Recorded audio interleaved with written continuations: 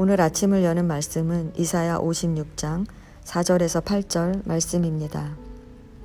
여호와께서 이와 같이 말씀하시기를 나의 안식일을 지키며 내가 기뻐하는 일을 선택하며 나의 언약을 굳게 잡는 고자들에게는 내가 내 집에서 내 성 안에서 아들이나 딸보다 나은 기념물과 이름을 그들에게 주며 영원한 이름을 주어 끊어지지 아니하게 할 것이며 또 여호와와 연합하여 그를 섬기며 여호와의 이름을 사랑하며 그의 종이 되며 안식일을 지켜 더럽히지 아니하며 나의 언약을 굳게 지키는 이방인마다 내가 곧 그들을 나의 성산으로 인도하여 기도하는 내 집에서 그들을 기쁘게 할 것이며 그들의 번제와 희생을 나의 제단에서 기꺼이 받게 되리니 이는 내 집은 만민이 기도하는 집이라 일컬음이 될 것임이라.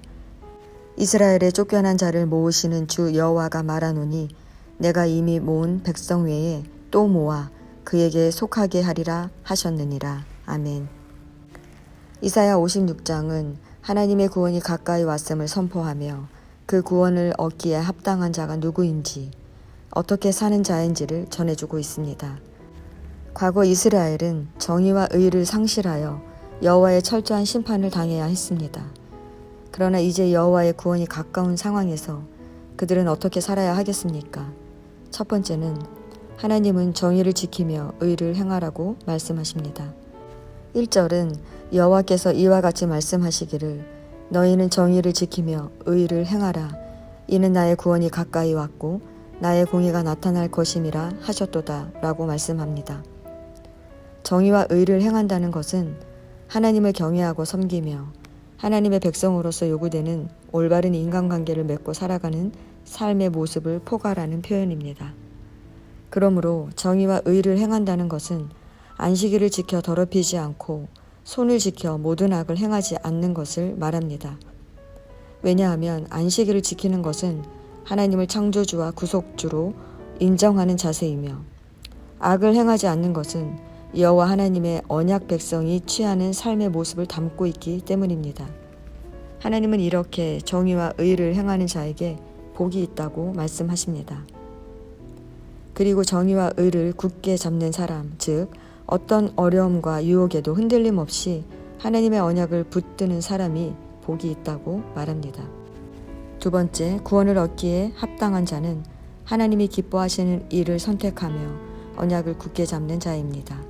여호와께서 기뻐하시는 일을 선택하는 것은 여호와 하나님과 마음을 같이하여 살아가는 것을 말합니다. 그리고 언약을 굳게 잡는다는 것은 강한 의지로 하나님의 뜻을 따라 사는 삶의 모습을 묘사하는 것입니다. 세 번째, 구원을 얻기에 합당한 자는 여호와를 섬기며 그 이름을 사랑하는 자입니다.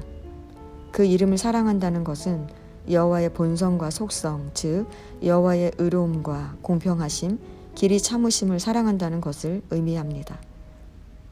이렇게 살아가는 자가 하나님의 구원을 받을 수 있는 사람입니다. 그런데 우리가 주목해야 할 것은 하나님의 구원의 대상이 이스라엘에 한정되는 것이 아니라는 사실입니다. 이스라엘의 구원과 영광의 회복은 이스라엘이 가진 혈통적인 특권 때문이 아니라 오직 하나님과의 언약 관계에 근거합니다. 그러므로 이스라엘이 아무렇게나 살아도 구원을 보장받는다고 착각해서는 안 됩니다. 하나님이 말씀하시는 이스라엘, 즉 구원받기에 합당한 자란 구원에 합당하게 행하는 자를 뜻하는 것입니다. 그래서 하나님은 이방인과 고자도 하나님의 구원의 대상으로 삼고 계십니다. 이방인이란 하나님을 대적하는 자들이 아니라 하나님과 연합한 자들을 말합니다. 연합이란 실이나 노끈을 꼬는 것을 의미하는 어원에서 유래하여 뗄래야 뗄 수 없을 정도로 긴밀하게 결합하는 것을 나타냅니다. 그러므로 이방인이라도 하나님께로 온 사람은 하나님께서 당신의 백성 삼으신다는 것입니다. 또한 고자, 즉 신체적 결함으로 하나님의 공동체에서 제외되었던 자들도 하나님과 연합할 때에 구원을 얻을 수 있다고 말합니다. 이렇게 하나님은 이방인들을 하나님의 거룩한 성산으로 인도하셔서 예배하게 하신다고 말씀하십니다. 그래서 하나님은 하나님의 집이 유대인만이 아니라 만민이 기도하는 집이라고 말씀하시는 것입니다. 하나님은 이방인들 중에 의인들이 구원받을 뿐 아니라 더 많은 사람들을 불러 모아 자신에게 속하게 하실 것이라며 하나님의 부르심에 응하는 모든 자에게 사죄와 구원의 은혜를 베푸실 것을 약속하십니다. 그런데 정작 언약 백성인 이스라엘은 어떻습니까? 이스라엘의 지도자들의 모습은 암담하기 그지없습니다. 그들은 무능하고 탐욕스러우며 자기 만족에 빠져 백성을 여호와의 길로 인도하지 못합니다. 하나님은 당신이 택한 이스라엘이 언약의 말씀을 지켜 구원받을 뿐 아니라 구원의 역사를 확장해 나가기를 원하십니다. 이것은 오늘을 살아가는 우리 그리스도인들에게 동일하게 말씀하시는 것입니다. 하나님께서는 당신의 성소가 만민이 기도하는 집이 되시기를 원하시는데 우리는 우리조차도 기도의 자리에 나아가지 않고 기도하러 나오는 자들을 막고 있는 것은 아닙니까? 우리가 하나님의 백성인데 하나님을 거역하며 악을 행하며 산다면 우리는 결코 하나님과 연합하여 하나님을 기쁘게 하는 백성이 될 수 없습니다.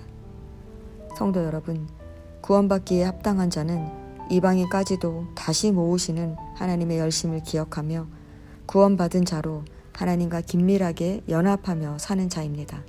연합이란 하나님과 뗄래야 뗄 수 없는 관계, 즉 늘 하나님께 붙어 있는 것입니다. 오늘도 말씀으로 하루를 시작하시는 성도 여러분, 먼저 시간을 들여 하나님께 나아오시기 바랍니다. 그러면 구원받은 자로 하나님께서 우리가 정의와 의를 행하며 하나님이 기뻐하시는 선택을 하며 어떤 어려움에도 흔들리지 않고 언약을 지키고 하나님만을 섬기며 살아가도록 인도해 주실 것입니다.